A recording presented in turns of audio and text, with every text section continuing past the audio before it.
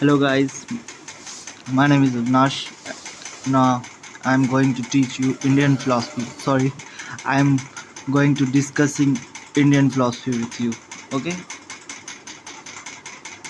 ये वीडियो बनाने का मेरा मकसद यही है कि आप लोग अगर एंट्रेंस का प्रिपेयर कर रहे होगे पीजी के लिए किसी भी सेंट्रल यूनिवर्सिटी के लिए तो आपको एक जगह ही फिलॉसफी का सारा कुछ मिल जाएगा। मैंने कोशिश किया है सारा कुछ कवर करने का। Okay guys, let's start. सबसे पहले तो भारतीय दर्शन क्या है ये जानेंगे। तो पहले भारतीय दर्शन क्या है, उसके बाद फिर हम लोग पढ़ेंगे इसके कितने संप्रदाय हैं, फिर भारतीय दर्शन का विभाजन कैसे कैसे हुआ है, फिर भारतीय दर्शन का विकास कैसे हुआ है। Okay guys, okay let's start.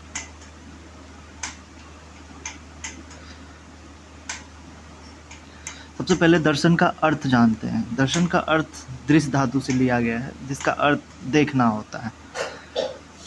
English में फिलॉसफी वर्ड यूज़ होता है जिसमें फिलॉस प्लस सोफिया, इसका अर्थ होता है फिलॉस का अर्थ प्रेम या स्नेह होता है। मतलब ज्ञान के प्रति आपका स्नेह अगर है तो उसे ही फिलॉसफी बोला गया है। ओके ओके अगर दर्शन की बात की जाए तो जिसके द्वारा देखा जाए। यहाँ पे देखा जाएगा मतलब ये नहीं है कि आँखों से देखना, यहाँ पे इसका बहुत बड़ा क्षेत्र है। देखने से तात्पर्य बहुत बड़ा क्षेत्र है, आँखों से देखना नहीं, अंतर्दृष्टि से देखना एवं तार्किक परीक्षण करना। अंतर्दृष्टि से देखने का मतलब आप स्पिरिचुअल से भी जोड़ सकते हैं, बट एक विद्वान पुरुष बहुत सारे कॉन्टेक्स्ट में किसी चीज़ को देखते हैं और उसका तार्किक परीक्षण करते हैं, मतलब लॉजिकली सोचते हैं उस चीज़ को। और जबकि फ़िलॉसफी में देखा जाए तो फ़िलॉसफी का अर्थ ज्ञान के प्रति प्रेम को बताया गया है। मतलब जो ज्ञान अर्जन के लिए हमेशा तत्पर रहता है तो उसी को फ़िलॉसफी बोला गया है। ठीक है, चलिए आगे बात करते हैं। दर्शन को इंद्रिय और अनेंद्रिय दो तरह से समझने का कोशिश करते हैं। तो इंद्रिय ऐसा दर्शन होता है जिसकी अनुभूति इंद्रियों द्वारा हो, अर्थात बौद्धिक अनुभूति। इसमें क्या होता है ना कि ज्ञाता और ज्ञेय का भेद बना रहता है इंद्रिय में। अनेंद्रिय में क्या होता है, ज्ञाता एवं ज्ञेय दोनों एक होता है। ज्ञाता और ज्ञेय से क्या मतलब है, ज्ञाता का मतलब ज्ञान प्राप्त करने वाला और ज्ञेय का मतलब जिसका ज्ञान प्राप्त किया जाए।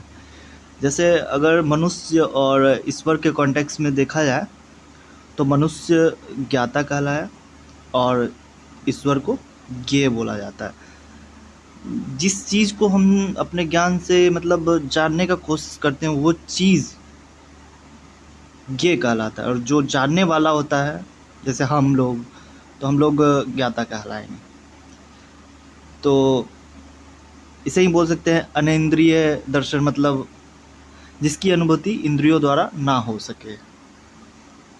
ओके, जैसे आध्यात्मिक अनुभूति।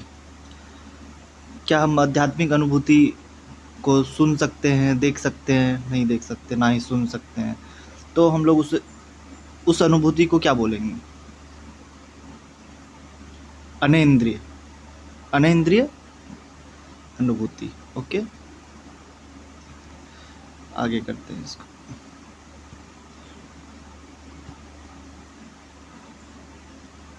चलिए देख, दर्शन अंतर्दृष्टि द्वारा इंद्रिय एवं अनेंद्रिय अनुभूति और साक्षात्कार ही दर्शन कहलाता है। अंतर्दृष्टि द्वारा इंद्रिय एवं अनेंद्रिय अनुभूति या साक्षात्कार। अनुभूति क्या होता है? अनुभूति जो हम लोग महसूस करते हैं, मतलब अगर आप ध्यान में अगर आप होते हैं तो फिर आप कुछ ऐसा फील करते हैं, अनुभव करते हैं जिसको आप जब ध्यान की मुद्रा में नहीं होते हैं तो उस चीज़ को तभी आप फील नहीं कर सकते हो। तो वही हुआ अनेंद्रिय साक्षात्कार। ओके ओके, आगे बढ़ते हैं। चलिए, भारतीय दर्शन के संप्रदाय। तो भारतीय दर्शन को दो संप्रदाय में बांटा गया है। पहला आस्तिक संप्रदाय, दूसरा नास्तिक संप्रदाय। तो आस्तिक और नास्तिक का जो भारतीय दर्शन में भेद बताया गया है, तो आस्तिक का मतलब जनरली हम लोग क्या जानते हैं? हम लोग आस्तिक का मतलब जानते हैं जो भगवान को मानता हो। ओके, तो लेकिन दर्शन में दो तरह का आस्तिक और नास्तिक बताया गया है। जनरली दर्शन में भगवान को ना मानकर जो वेद को मानता है, वेदों को मानने वाला को आस्तिक बताया गया है। ओके,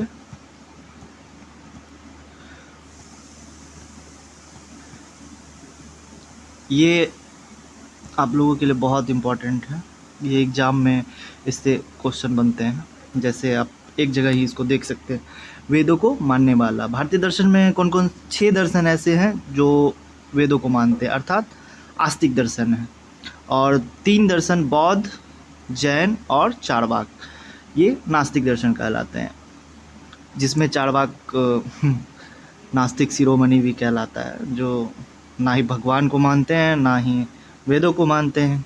ओके, नेक्स्ट चलिए, दूसरे कॉन्टेक्स्ट में देखा जाए तो ईश्वर को मानने वाले कौन कौन से वेद हैं, कौन कौन से वेद में ईश्वर को माना गया है? तो पहला है न्याय, योग, वेदांत, बौद्ध और जैन और वैशेषिक। अब एक चीज़ देखने वाली है, बौद्ध और जैन ईश्वर को नहीं मानते हैं, लेकिन ईश्वर को मानते हैं लेकिन वेदों को नहीं मानते हैं। ठीक है, चलिए, अब ईश्वर को कौन कौन से दर्शन नहीं मानते हैं? सांख्य, मीमांसा, चारवाक। ये चारवाक आपको हर जगह मिल जाएगा। ये जड़वादी दर्शन है जो बस ईश्वर को नहीं मानते हैं, बस प्रत्यक्ष के अलावा किसी चीज़ को नहीं मानते। ओके, अब दर्शन में देखा जाए तो परलोक में विश्वास।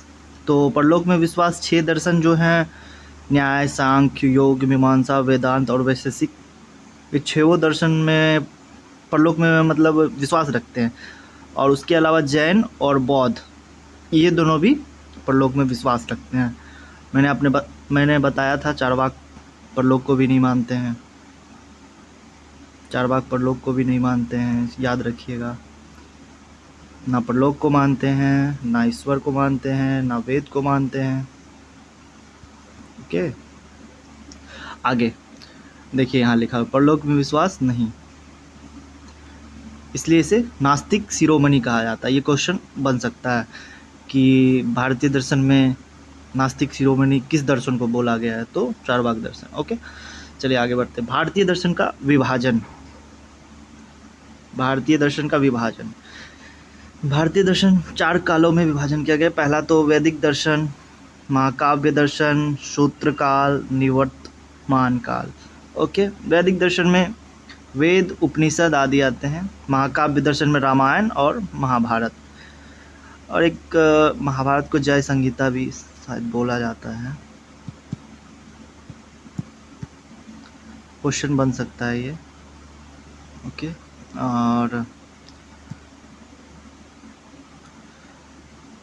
आगे बढ़ते हैं। सांख्य, महर्षि।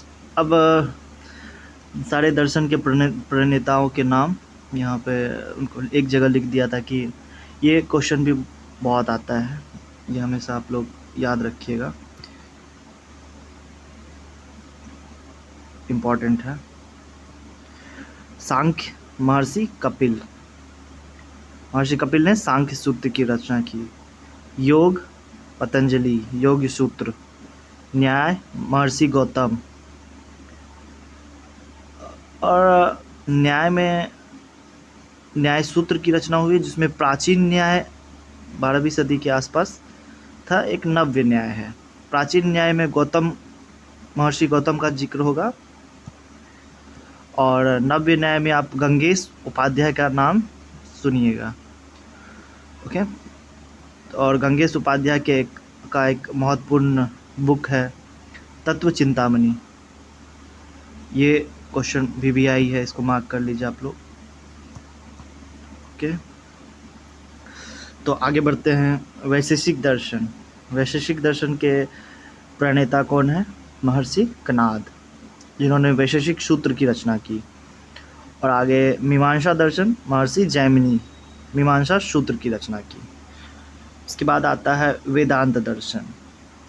वेदांत दर्शन के रचयिता बादरायण और महत्वपूर्ण ग्रंथ ब्रह्मसूत्र। ओके, चलिए आगे देखते हैं तीसरे नंबर। अब हम लोग जानते हैं कि भाष्य। भाष्य क्या होता है? यहाँ पे थोड़ा जूम कर लेता हूँ ताकि पढ़ने में आप लोग को दिखे।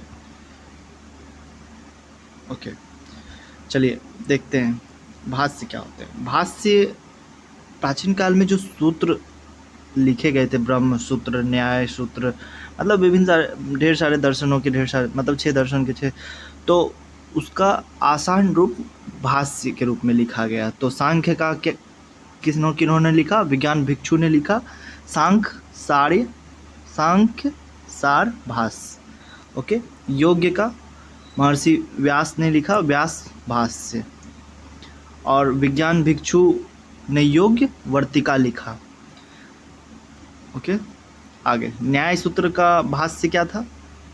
न्याय भाष्य और वात्स्यायन भाष्य। किन्होंने लिखा था? वात्स्यायन जी ने। वैशेषिक सूत्र का कौन सा ग्रंथ है?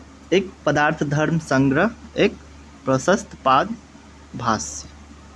ये दो बुक हैं, प्रशस्त पाद जी ने लिखा था। आगे मीमांसा सूत्र सबर ने लिखा था।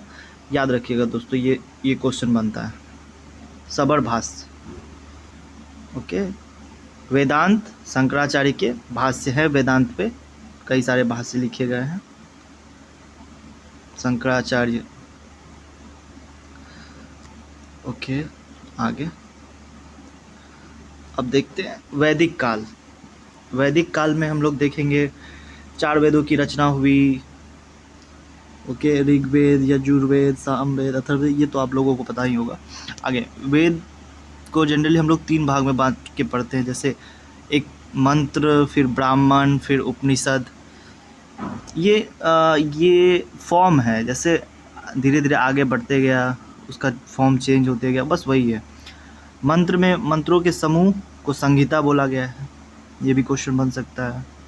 ओके, ऋषि, ऋग्वेद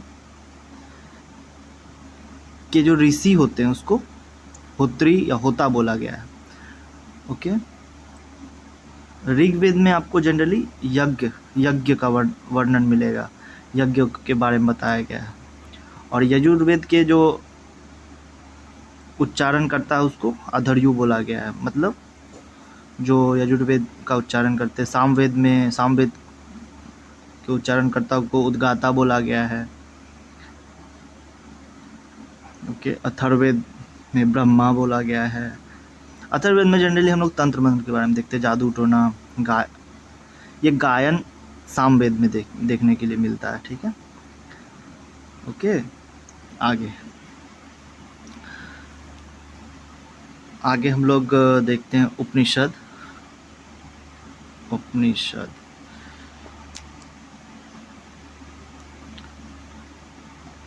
हाँ, उपनिषद भारतीय दर्शन का आधार माना जाता है, मतलब लगभग सारा भारतीय दर्शन उपनिषद के इर्द गिर्द ही आपको दिखेगा। टोटल उपनिषदों की संख्या 108। ये भी क्वेश्चन कभी कभार आ जाता है, ये मैं CUET PG का बात कर रहा हूँ। जनरली वो नेट JRF के लेवल का तो ये क्वेश्चन है नहीं, बट CUET PG में पूछ सकता है। ओके, नेक्स्ट उपनिषद, उपनि जो शब्द के योग से बनता है। उप मतलब पास या निकट बैठना, अर्थात उपनिषद गुरु के समीप आकर बैठना। इसका शाब्दिक अर्थ अगर देखा जाए तो उपनिषद का मतलब गुरु के समीप आके बैठना। ओके, मैं इसको बार बार हटा दूंगा ताकि आप लोग अगर नोट्स बना रहे होंगे तो आसान होगा। ओके, ठीक है, आगे बढ़ते हैं। तो उपनिषद में 11 महत्वपूर्ण है, 11 का ही आपको हर जगह जिक्र मिलेगा। ईस, केनकट, प्रश्न, मुंडक आदि उपनिषद हैं जो आपको बार बार सुनने के लिए मिलेगा। यहाँ देखिए आप मिल गया। उप मतलब निकट, नी मतलब ध्यानपूर्वक, सद मतलब बैठना, मतलब गुरु के निकट ध्यानपूर्वक बैठना। ओके, चलिए आगे बढ़ते हैं। हाँ, अगर आप लोग को नोट्स मेरा उतना अच्छा से वो नहीं हो पाया है, बट आप लोग कोशिश कीजिए समझने का, मैं पढ़ाते जा रहा हूँ। ओके, आगे। भारतीय दर्शन का विकास, भारतीय दर्शन का विकास। तो भारतीय दर्शन का विकास अगर देखा जाए तो भारतीय दर्शन में आप धर्म की प्रधानता है। आपको हर दर्शन में धर्म थोड़ा बहुत देखने के लिए मिल जाएगा। जितने भी आगामी दर्शन हुए सब एक दूसरे के पूरक होंगे। भारतीय दर्शन में धर्म के वो साथ लेके चलता है, और सारे दर्शन, 6 दर्शन वो 3 वो 9 दर्शन है, तो 9 दर्शन आपको एक दूसरे का पूरक दिखेगा। लेकिन पाश्चात्य दर्शन में क्या होता है, पाश्चात्य दर्शन में एक दूसरे का पूरक नहीं होता है। वो लोग उसमें सभी का मत एक दूसरे से मतलब कॉन्ट्राडिक्शन पैदा होता है। ओके, चलिए, पाश्चात्य दर्शन में क्या मिलता है, सुकरात, प्लेटो दोनों गुरु शिष्य होते हैं, फिर भी उनका अलग अलग मतलब एक साथ उनका दर्शन एक दूसरे से मैच नहीं कर पाता है, एक साथ नहीं चल पाते हैं जीवन का, इसलिए उन लोगों का दर्शन जीवन का हिस्सा नहीं बन पाया। मतलब कुछ अलग ही है। डेकार्ट, स्पिनोजा का इन दोनों का नहीं मिलता है। लॉक बर्कले, मतलब लॉक बर्कले अनुभववादी दार्शनिक हैं। लॉक बर्कले, ह्यूम अनुभववादी हैं। ओके, लेबनीज, स्पिनोजा, डेकार्टे, ये सभी वो, चलिए इनका आगे बात करेंगे। अभी आप लोग थोड़ा वो हो जाएंगे, उसका आगे बात किया जाएगा। ओके, चलिए आगे बढ़ते हैं। तो भारतीय दर्शन में सबसे बड़ी उपलब्धि क्या क्या है। पहला, ये सारे दर्शन एक दूसरे के पूरक हैं, धर्म को साथ लेके चलता है। तीसरा क्या है, जीवन का हिस्सा है ये, और अपने धर्म में शामिल किया गया है इसको। ओके, ये भारतीय दर्शन का विकास हुआ है, इसलिए हो पाया है क्योंकि ये जीवन का हिस्सा है। मतलब अगर किसी चीज़ को जीवन का हिस्सा बना दिया तो वो जीवन के साथ साथ आगे बढ़ते जाएगा, तो इसीलिए भारतीय दर्शन का विकास हो पाया है। ठीक है, चलिए आगे बढ़ते हैं। ओके, चलिए अब हम लोग देखेंगे भारतीय दर्शन की विशेषता। भारतीय दर्शन की विशेषता क्या क्या है। भारतीय दर्शन संसार को दुखमय मानता है। कुछ हद तक बोला जाए तो ये भारतीय दर्शन पे आक्षेप लगाया जाता है पाश्चात्य दार्शनिकों के द्वारा। भारतीय दर्शन संसार को दुखमय तो मानता है, किंतु भारतीय दर्शन में दुखों की मुक्ति का उपाय भी बताया गया है। भारतीय दर्शन का कहना है कि संसार दुखमय है क्योंकि अविद्या है। अविद्या मतलब अज्ञान, अर्थात हम लोगों को जो ज्ञान प्राप्त हुआ क्षणिक है, क्षणिक अस्तित्व है हर चीज़ का, जो दुख का कारण है। ठीक है, और भारतीय दर्शन ऐसा नहीं है कि संसार को दुख में बता दिया फिर उसका निवारण का कोई मार्ग नहीं बताया गया है। भारतीय दर्शन में दुख के निवारण का, दुखों से मुक्ति का मार्ग बतलाया गया है 3 प्रकार का। पहला आध्यात्मिक, आधि भौतिक, आधि दैविक। सबसे पहले तो 3 प्रकार का दुख बताया गया, शारीरिक दुख और मानसिक दुख। ये दुख आध्यात्मिक दुख में आ गया। एक आधि भौतिक मतलब पशु, मनुष्य, इन सभी को जो दुख होता है वो सारे दुख आधि भौतिक में। एक आधि दैविक, अकाल, आग, वाद, इन सब की वजह से जो आपको दुख का अनुभव होता है तो वो आदि दैविक दुख है। ठीक है, 3 दुख के निवारण का उपाय क्या बताया गया, 3, सम्यक दर्शन, सम्यक ज्ञान, सम्यक चरित्र। ये 3 बताया गया है, ठीक है। तो और भारतीय दर्शन में मोक्ष को परम आनंद, परम सुख बताया गया है। रोनाल्डे से का कहना है कि भारतीय दर्शन निराशावादी है। तो रोनाल्डे से का कहना इसलिए है कि भारतीय दर्शन निराशावादी है क्योंकि उनका कहना है कि भारतीय दर्शन की शुरुआत दुख से हुआ है, कि भारतीय दर्शन संसार को दुख में, इसी प्रकार उन लोगों का मान्यता है। बट भारतीय दर्शन में ये बताने की कोशिश की गई है कि मतलब आप कैसे उस दुख से छुटकारा पा सकते हैं, उसका उपाय बताया गया है। प्रारंभ दुख से हुआ है किंतु अंत दुखों का नाश का मार्ग बताया गया। मतलब हम लोग इसे निराशावादी की जगह पे आशावादी दर्शन बोल सकते हैं। ओके, चलिए आगे ओके चलिए देखते हैं। महात्मा बुद्ध जो बौद्ध दर्शन के प्रणेता थे, महात्मा बुद्ध ने अष्टांगिक मार्ग बताया है। अष्टांगिक मार्ग मतलब दुखों का निवारण, आप उन मार्गों का पालन करके आप अपने दुखों से निवृत्ति पा सकते हैं। ओके, चलिए भारतीय दर्शन कर्म करने का आदेश देता है, अर्थात भारतीय दर्शन हमेशा इस चीज़ पे जोर देते हैं कि आप अपने कर्म को करते हुए दुख से निवृत्ति पाकर जिस काम के उद्देश्य से आपका जन्म हुआ है आप उसे प्राप्त कर सकते हैं, अर्थात परम लक्ष्य जो आपका है मुक्ति, आप उसे हासिल कर देते। अर्थात भारतीय दर्शन कर्म का उपदेश देता है, ये निराशावादी नहीं है, ये बोलते हैं कि आप कर्म कीजिए। ओके, नेक्स्ट आगे विशेषता क्या है। भारतीय दर्शन में बस चारवाक को छोड़ दिया जाए तो मोक्ष को जीवन का चरम लक्ष्य माना गया है। अर्थात चरम लक्ष्य मतलब आध्यात्मिकता पे जोर दिया गया है, मतलब आपको मोक्ष की प्राप्ति के लिए आध्यात्मिक होकर अपना जीवन जीना होगा। बस चारवाक को छोड़ दिया गया। चारवाक बोलते हैं कि आप कर्ज लेके भी अपना जीवन व्यतीत कीजिए, कर्ज लेके घी पीजिए। तो चारवाक बस एक यही है जो जड़वादी है, पूर्णतः जड़वादी है, इसलिए नास्तिक भी इसको नास्तिक शिरोमणि इसलिए बोला जाता है। चलिए आगे, मोक्ष दुखों से मुक्ति, बंधन से मुक्ति, जीवात्मा हम लोगों का जो शरीर है वो परमात्मा का अंश है, अर्थात हम लोग जीवात्मा कहलाते हैं। जीवात्मा की जो दुखों से मुक्ति हो जाती है, अर्थात 3 प्रकार के जो दुख बताए गए हैं, उस तीनों दुख से अगर हम लोग की निवृत्ति हो गई, आदि दैविक, आदि भौतिक और कौन सा था, दैविक, भौतिक और वो आदि दैविक, आदि भौतिक और यहाँ देख लीजिए आध्यात्मिक, आदि भौतिक और आदि दैविक। ओके, 3 प्रकार के दुखों से मुक्ति, वही मोक्ष कहलाता है। ओके, तो फिर हम लोग शरीर और आत्मा, भारतीय दर्शन में क्या शरीर और आत्मा एक बताया गया है, मतलब देहात्मवाद, मतलब इसमें बोला गया कि शरीर ही आत्मा है।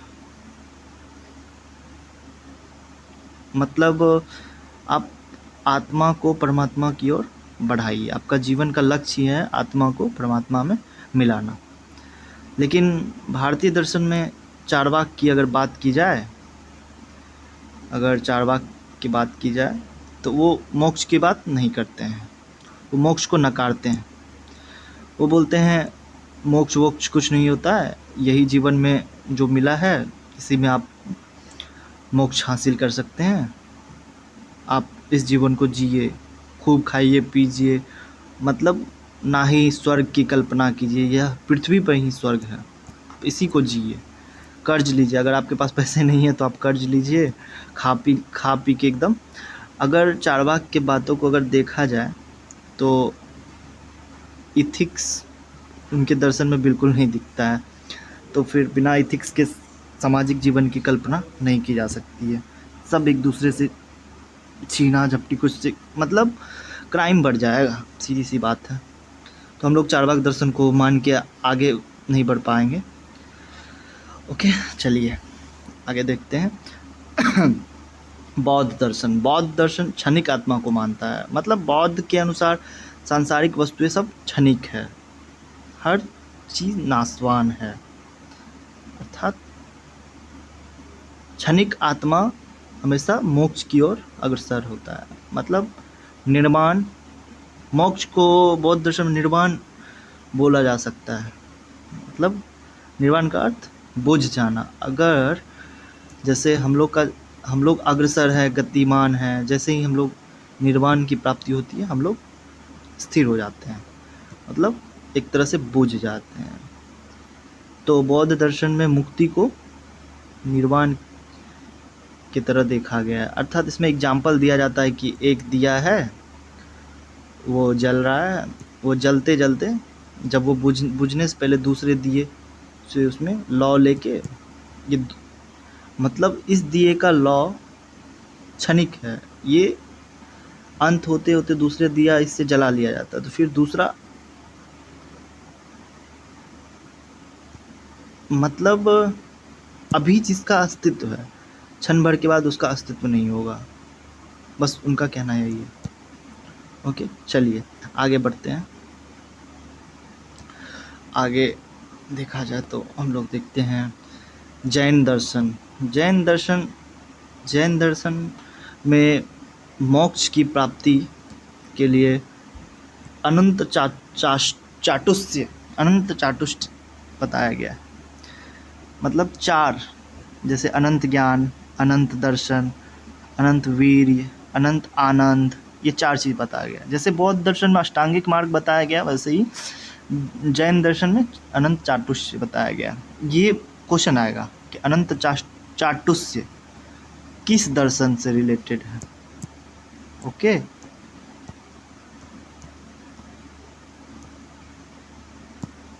ये क्वेश्चन बन सकता है, या अष्टांगिक मार्ग का संबंध किस दर्शन से है, इस टाइप का पीजी में क्वेश्चन बन सकता है, पीजी के एंट्रेंस के लिए। ओके, चलिए आगे।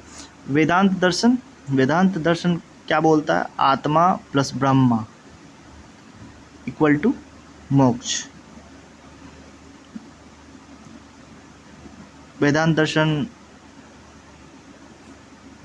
वेदों का जब अंत हो रहा था, मतलब उपनिषद का प्रारंभ, उस टाइम के दर्शन को वेदांत दर्शन बोला जाता है। उनके अनुसार आत्मा ब्रह्मा अगर एक हो जाए, मिल जाए दोनों, तो वही मोक्ष है, यही बोला गया है। ओके, भारतीय दर्शन आत्मा के अस्तित्व में विश्वास रखता है। भारतीय दर्शन की सबसे बड़ी विशेषता क्या है? चौथा, यही कि ये आत्मा का अस्तित्व को मानता है। बस एक चार्वाक को छोड़ दिया जाए। भारतीय दर्शन के अनुसार आत्मा अजर अमर है, ये कभी नहीं मरता है। मतलब आप शक्तिमान अगर बचपन में देखते होंगे तो उसमें बहुत बार ये होता है, आत्मा अमर है, वो फिर से पैदा हो जाता है, इस टाइप का कुछ बहुत बचपन में देखा हूँ मैं। ओके, चलिए हम लोग देखते हैं आगे। जो भारतीय दर्शन के अनुसार आत्मा नहीं मरता है, बस शरीर मरता है। वो एक शरीर छोड़ के दूसरे शरीर को ग्रहण कर लेता है और ढेर सारे योनियों में घूमते रहता है। एक योनि, मतलब भारतीय समाज में तो ऐसा व्याप्त है कि 84 लाख योनि है, ऐसा माना जाता है बहुत जगह। हम लोग उसी में चक्कर लगाते रहते हैं। ओके, आगे भारतीय दर्शन इनको और क्लियर से समझने की कोशिश करते हैं। मैं मतलब आत्मा, मैं मतलब मैं का आशय क्या है? आत्मा से है, शरीर से नहीं है। भारतीय दर्शन में मैं मतलब आत्मा, एक इसलिए लिखा गया आत्मम विधि, आत्मा को जानो। मतलब आप अपने आत्मा को जानिए कि इसका उद्देश्य क्या है। चार्वाक के अनुसार क्या है? चेतना युक्त शरीर ही आत्मा है। चार्वाक का कॉन्सेप्ट एकदम सीधा क्लियर रहता है कि शरीर ही मतलब चेतना युक्त, अगर आप में चेतना है और चेतना युक्त शरीर ही आत्मा है। अगर चेतना निकल गया तो ना आत्मा है ना शरीर, आप मर गए। तो इसलिए चार्वाक दर्शन को देहात्मवाद भी बोला है। मतलब देह, बस उनका पूरा दर्शन शरीर के साथ साथ चलता है। शरीर खत्म, आत्मा खत्म। ओके, आगे बढ़ते हैं। चलिए चलिए देखते हैं। बौद्ध दर्शन में क्षण भंगुरवाद का जिक्र होता है। क्षण भंगुरवाद अर्थात क्षणिकवाद, ये भी क्वेश्चन बनता है दोस्तों। क्षणिकवाद किस दर्शन से संबंधित है? तो बौद्ध दर्शन। तो ये मैंने पहले भी, अभी थोड़ा देर पहले भी पढ़ा है। सांसारिक वस्तुएं क्षणिक है, क्षणिक आत्मा है। क्षणिक आत्मा मतलब नित्य एवं शाश्वत नहीं, अर्थात आत्मा नित्य और शाश्वत नहीं है। दोस्तों वीडियो थोड़ा लंबा हो गया है, इसलिए थोड़ा जल्दी में कर रहा हूँ। और इस वीडियो में लगभग भारतीय दर्शन पूरा कवर किया जा चुका है। अब उसके भेदों के बारे में, भारतीय दर्शन मतलब भारतीय दर्शन की विशेषता, ये मतलब विकास, इन सब चीज़ों को कवर कर लिया गया है, इसलिए वीडियो थोड़ा लंबा हो रहा है। ठीक है। तो बुद्ध का आत्मा संबंधी अनुभववादी विचार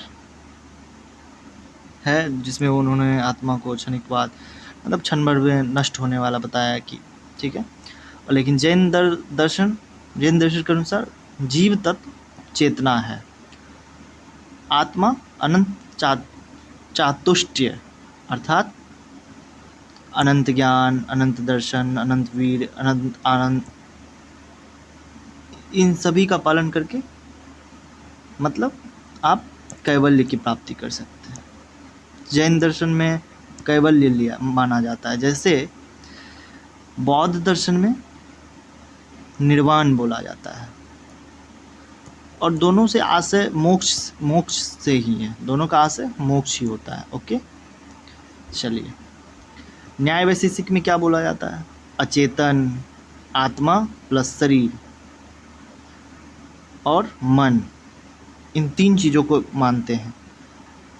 अचेतन आत्मा प्लस शरीर मन, आप आत्मा और शरीर मिला के चेतना हो गया और ये मन हो गया। ओके, न्याय विशेषिक दर्शन को आपको बहुत अच्छे से पढ़ना होगा, ये थोड़ा वास्ट है इसका पूरा दर्शन, तो फिर आप इसको डिटेल में भी पढ़ेंगे आगे। अभी उतना को समझने का कोशिश करेंगे तो फिर आप लोग को थोड़ा वो हो जाएगा, इसलिए थोड़ा थोड़ा मैं डिटेल में भी पढ़ा रहा हूँ, फिर डिटेल थोड़ा थोड़ा मतलब पढ़ा दे रहा हूँ, ओवरव्यू दे रहा हूँ, फिर डिटेल में पढ़ाऊँगा। ओके, चलिए आत्मा शरीर में प्रवेश, चेतना युक्त आत्मा, मतलब शरीर में जब आत्मा विद्यमान होती है तो चेतना युक्त आत्मा कहलाती है। अगर शरीर से उसी आत्मा को निकाल दिया जाए तो वो अचेतन आत्मा कहलाता है। ओके, चलिए आगे। चेतना आत्मा में सदैव नहीं रहती है। न्याय वैशेषिक का मानना है कि चेतन आत्मा में सदैव नहीं रहती है, यह आत्मा का आगंतुक गुण है या आकस्मिक लक्षण है। मतलब इसका ये होता है कि आत्मा में चेतना का प्रवेश होता है, अगर वो प्रवेश ना हो तो आत्मा अचेतन हो जाता है। ठीक है, चलिए आगे बढ़ते हैं। ओके, तो मोक्ष प्राप्ति के बाद आत्मा अचेतन हो जाता है। तो अगर देखिए, शरीर आत्मा दोनों मिलके चेतन हुआ। अगर शरीर में जो आत्मा विद्यमान है, मोक्ष की प्राप्ति किसकी होगी? शरीर की या आत्मा की? आत्मा की मोक्ष की प्राप्ति होगी। अगर आत्मा को मोक्ष की प्राप्ति हो जाए तो शरीर से चेतना खत्म हो जाएगा। समझने की कोशिश कीजिए। मतलब न्याय दर्शन ये मानता है कि जब तक शरीर में चेतना है तभी तक, जैसे शरीर में आत्मा जब तक विद्यमान है तो हम लोग उसे चेतन युक्त आत्मा बोलेंगे। अगर उसमें से आत्मा मतलब आत्मा अगर उसमें विद्यमान ना हो तो वो अचेतन हो जाएगी। अगर उसी आत्मा को मोक्ष की अगर प्राप्ति हो जाए तो वो अचेतन कहलाएगा, वो आत्मा। मतलब वो शरीर अचेतन हो जाएगा, आत्मा को तो मोक्ष की प्राप्ति हो जाएगी। मतलब ऐसे देखिए, शरीर चेतन, अगर ये चेतन मोक्ष की ओर चले गए तो आत्मा को तो मोक्ष मिल जाएगा, ये शरीर अचेतन हो जाएगा। ओके,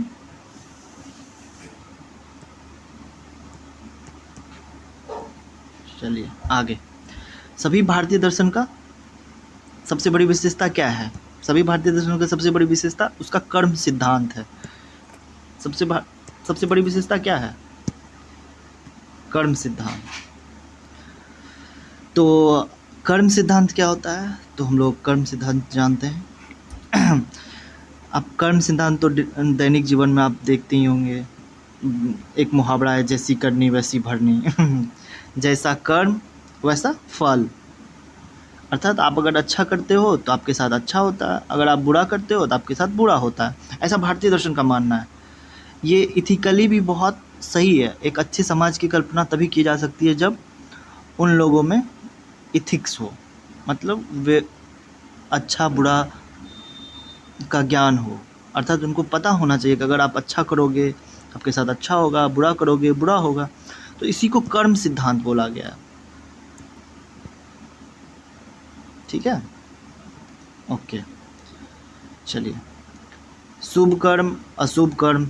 कर्म को दो भाग में डिवाइड किया गया है, एक शुभ कर्म एक अशुभ कर्म। मनुष्य अपने भाग्य का निर्माण स्वयं करता है, भाग्य विधाता स्वयं ही है। तो ये एक अच्छी चीज़ है जिसे आक्षेप की तरह दिखाया है पाश्चात्य वालों ने कि भारतीय दर्शन को मतलब मनुष्य को स्वयं का भाग्य विधाता बताया गया, अर्थात ईश्वर के गुणों का खंडन किया गया है। मतलब अगर मनुष्य स्वयं के भाग्य का विधाता खुद हो गया तो फिर ईश्वर क्यों? ईश्वर का क्या अस्तित्व रह जाएगा? क्योंकि ऐसा बोला जाता है कि ईश्वर मतलब ईश्वर ही मनुष्य के भाग्य का विधाता होता है, ऐसा बोला जाता है। तो मतलब यहाँ पे आक्षेप पैदा हो रहा है कि ईश्वर का जो गुण है सर्वशक्तिमान वाला, उसका तब तो खंडन हो रहा है, ऐसा मतलब पाश्चात्यों का मानना है। तो ये आक्षेप लगाया जाता है, ओके। लेकिन अगर मैं बोलूँ तो इसमें मनुष्य के कर्म को मतलब मनुष्य के आचरण को नैतिक रूप से सही करने के लिए ऐसा बोला जाता है कि आप अपने भाग्य का विधाता स्वयं हैं। यहाँ पे ईश्वर के गुणों का कोई खंडन नहीं किया गया है, किंतु फिर भी आक्षेप लगाया जाता है, ओके। ठीक है, भारतीय दर्शन में देखा जाए तो एक विशेषता ये है कि भारतीय दर्शन पुनर्जन्म में विश्वास रखता है। पुनर्जन्म में विश्वास रखता है। पुनः जन्म लेना भारतीय दर्शन में माना जाता है कि आत्मा शरीर छोड़ के फिर दूसरा शरीर ग्रहण करता है, अर्थात उसका पुनर्जन्म होता है। लेकिन बस चारवाक को छोड़ के, चारवाक के बारे में तो मैंने पहले ही बोला था, चारवाक देहात्मवाद का समर्थक है, ओके। चलिए, तो पुनर्जन्म से क्या मतलब है? पुनर्जन्म से यही मतलब है कि आत्मा अमर है, कर्म सिद्धांत, ये दोनों की पुष्टि होती है इससे। अर्थात आप जो कर्म करोगे उसी का आपको फल मिलेगा। जैसा आप लोगों ने सुना होगा, अच्छे कर्म करोगे तो स्वर्ग की प्राप्ति होगी, बुरे कर्म करोगे तो नरक की प्राप्ति होगी, ऐसा बोला जाता है ना। अर्थात ये तभी संभव है जब पुनर्जन्म है। स्वर्ग नरक कब संभव है? जब पुनर्जन्म है। अर्थात आपको ऐसा बोला जाता है कि अच्छे योनि में फिर से पुनर्जन्म आपको मिलेगा, अच्छा कर्म करेंगे तो। चलिए ठीक है, आगे बढ़ते हैं। बुद्ध क्षणिक आत्मा की बात करते हैं, अर्थात अभी जो नष्ट हुआ, मतलब दिया बुझते बुझते दूसरा दिया जला देता, अर्थात वो आत्मा क्षणिक है किंतु वो बुझते बुझते पुनर्जन्म लेकर दूसरे दिए में जान डाल देता है।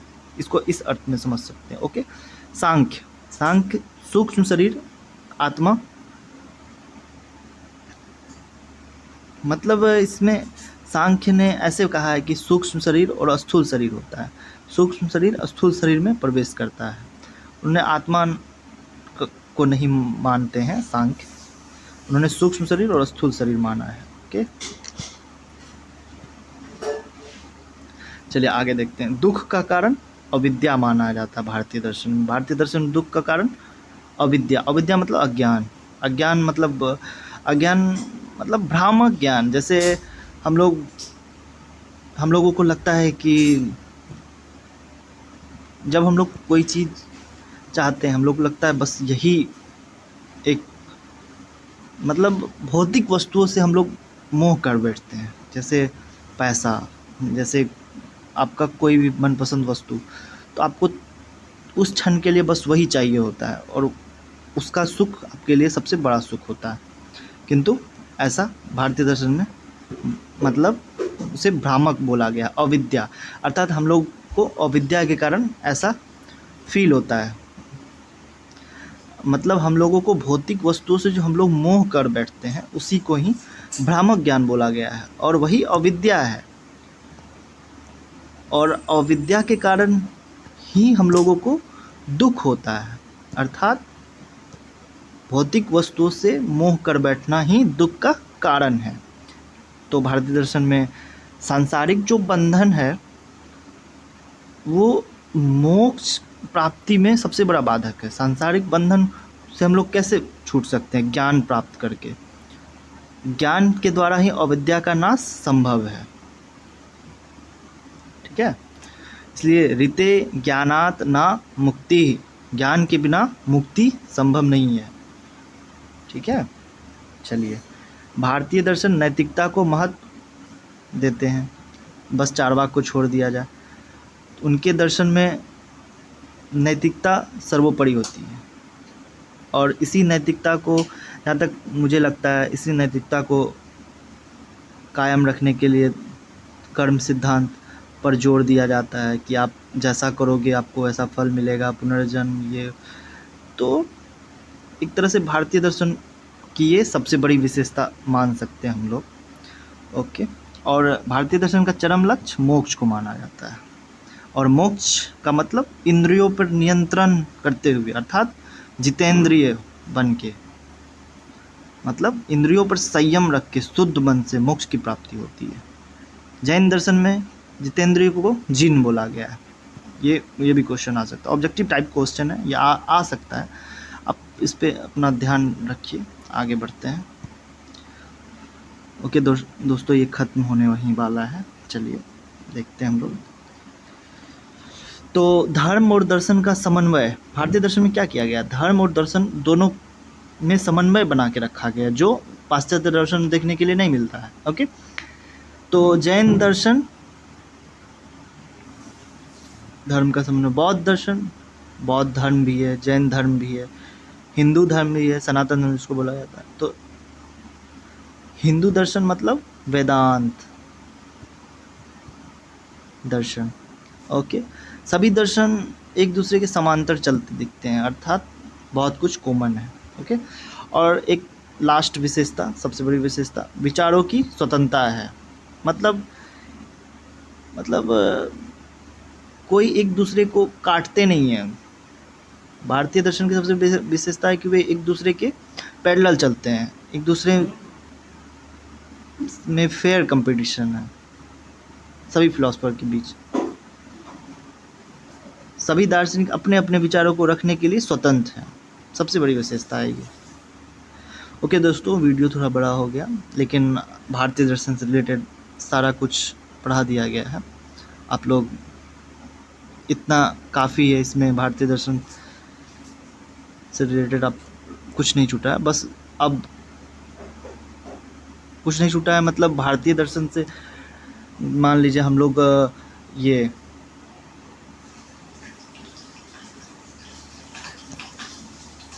भारतीय दर्शन क्या है पढ़ लिया, संप्रदाय क्या है वो पढ़ लिए, विभाजन का कैसे कैसे हुआ, विकास पढ़ लिए। ये 4 टॉपिक हम लोग पढ़ लिए हैं। मैंने कीवर्ड्स सारे डाल के नोट्स बनाए हैं, तो आप लोग इसे बड़ा करके भी लिख सकते हैं। ओके गाइस, अगर आप लोगों को वीडियो पसंद आए तो सब्सक्राइब लाइक कीजिए, ताकि मैं आगे भी वीडियो बनाता रहूं। और मैं चैनल ये पूरा, जब तक मैं पूरा फ़िलॉसफी, लगभग पूरा फ़िलॉसफी को मैं कवर करूँगा। Okay, have a nice day, bye.